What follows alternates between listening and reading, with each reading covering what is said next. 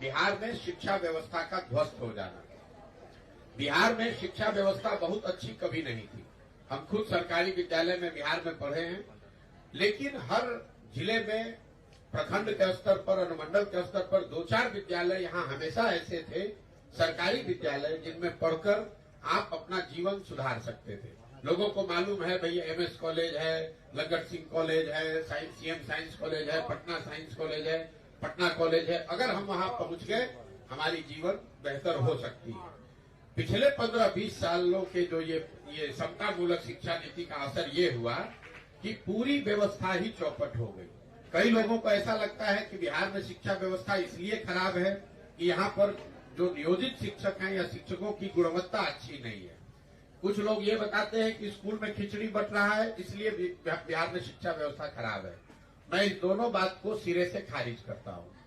मैं आपको ये बता रहा हूँ, अगर सिर्फ खिचड़ी बांटने से बिहार में शिक्षा व्यवस्था खराब हुई है तो 8वीं क्लास से ऊपर के जो विद्यालय हैं वहां पर तो खिचड़ी नहीं बंटता है, वहां पर पढ़ाई क्यों नहीं हो रही है? अगर सिर्फ शिक्षकों की गुणवत्ता से, नियोजित शिक्षकों की वजह से ही शिक्षा व्यवस्था खराब हुई है तो सीएम साइंस कॉलेज में, एमएस कॉलेज में, लंगट सिंह कॉलेज, पटना कॉलेज में क्यों नहीं पढ़ाई हो रहा है? वहां पर तो नियोजित शिक्षक नहीं है। इसको अगर आप गहराई से देखेंगे, शिक्षा व्यवस्था के ध्वस्त होने के पीछे जो मूल कारण है वो है कि शिक्षा समाज और सरकार दोनों की प्राथमिकता में अब रहा ही नहीं। मैं समाज पर भी जोर दे रहा हूं, सिर्फ सरकार नहीं। लोगों के भी दिमाग में शिक्षा की जो महत्ता पहले थी वो कहीं न कहीं धीरे धीरे कम हो गई है। जितने शिक्षण संस्थान हैं वो सिर्फ खिचड़ी और सरकारी व्यवस्था को, सरकारी सुविधाओं को बांटने का केंद्र बना दिया गया है। तो स्कूल से खिचड़ी बंट रहा है और कॉलेज से डिग्री बंट रहा है, पढ़ाई दोनों में कहीं नहीं हो रहा है।